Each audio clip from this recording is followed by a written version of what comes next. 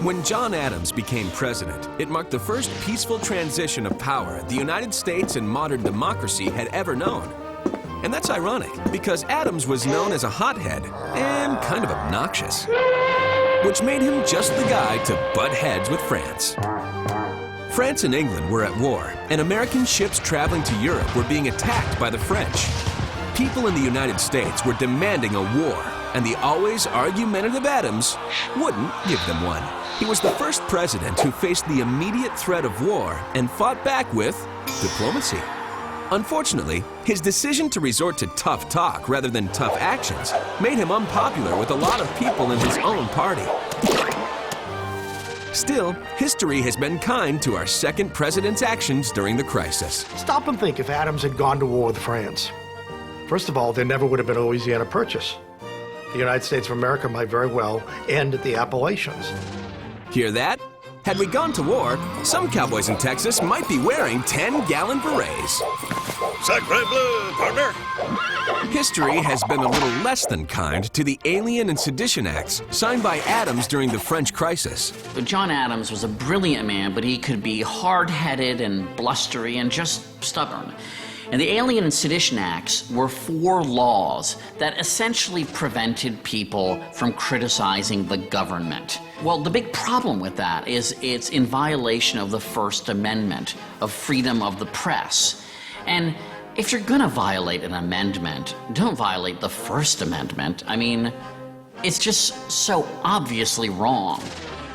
The acts were very unpopular with Adams' old friend Thomas Jefferson, who ran against him and helped our second president become our first one-term president. The two had feuded for a while. Adams was a Federalist who wanted a strong central government, while Jefferson insisted that power be held by the states.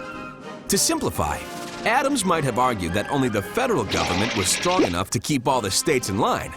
And Jefferson might have argued that what happens in Virginia stays in Virginia. He thought a too strong government might put America right back where it started. Adams, the first president to live in the White House, left after about 3 months, but not before writing these famous words about the building. May none but honest and wise men ever rule under this roof. Whatever else may have been said about him, the words honest and wise certainly did apply to John Adams.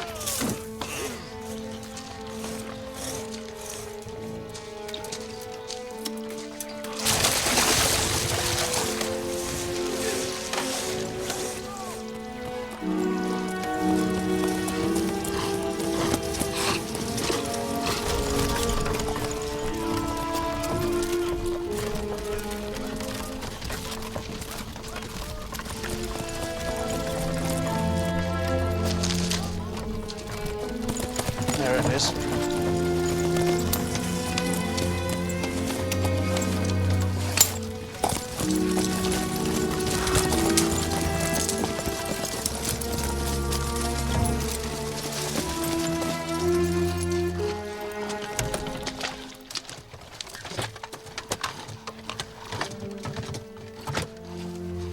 Mr. President.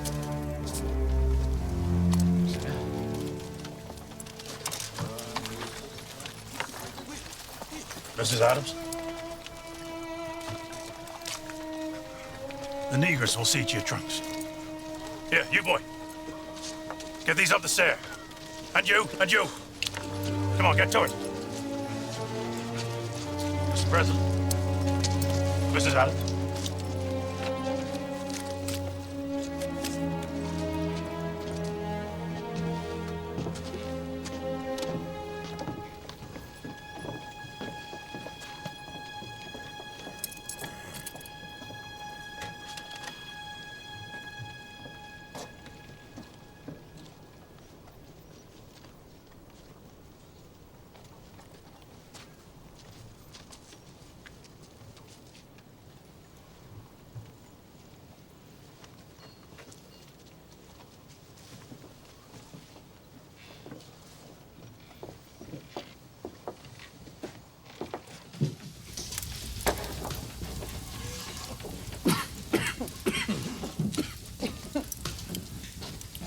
The fires help the plaster dry more quickly, Mrs. Adams.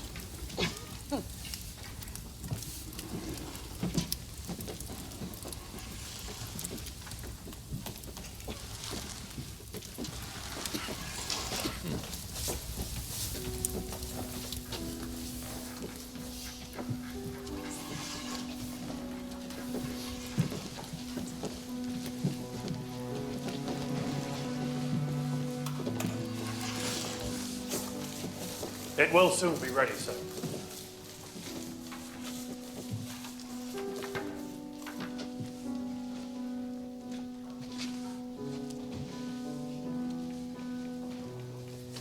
Half-fed slaves building our nation's capital.